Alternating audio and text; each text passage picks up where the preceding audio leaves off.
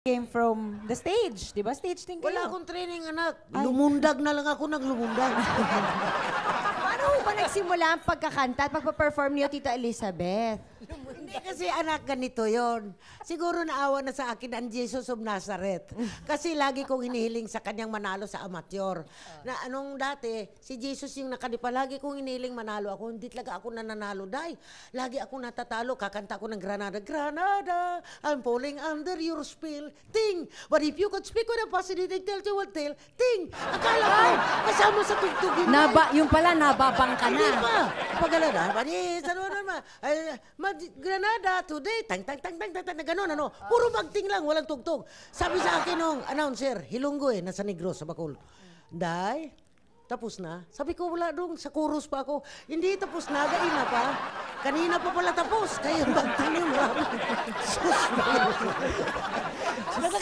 Talagang puro disgrasya sa amateur. Hanggang sa, Doon, yun. Paano kayo napunta sa theater?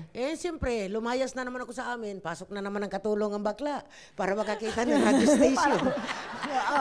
Ngayon, hanggang sana ka. Sabi may kantin-kantin. Nag-registered ako 18 years old. Aba, nakalusot. Kasi Pero ilan taon kayo nun? I was 25 years old. Kasi ano 18? 18. Talagang batang-bata ko, pati busis ko dahil. Tapos dinanalo ako undefeated champion. Di binigyan ako ng Dari Gold. Bagong panganak ako noon. So binigyan ako May anak ka na nung nanalo ka? Of course! Sus, Ginoo. Tapos, ito na. Pag sabing Dari Gold, kasi siyempre wala akong pira. Ay, salamat tao. May ganito, ganun, ganyan. Sus, Ginoo, kay di man maganda pag inom ng anak ko. May nangyari.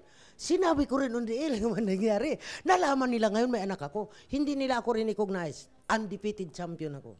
Pero sa loob-loob ko, di ba lang huwag ninyo ako recognize dahil pira na lang ang dumating. Di nila ako recognize champion kasi may Because anak. of the milk. Kasi pan-student yun, day. Sabi nga niya, 18 siya, 25 na ba siya? May anak pa. Tsaka may anak ba? So, yun, paano ho kayo napunta sa stage na? Kasi, Kinuha ako ni Mang Rene. Kapatid si Kito.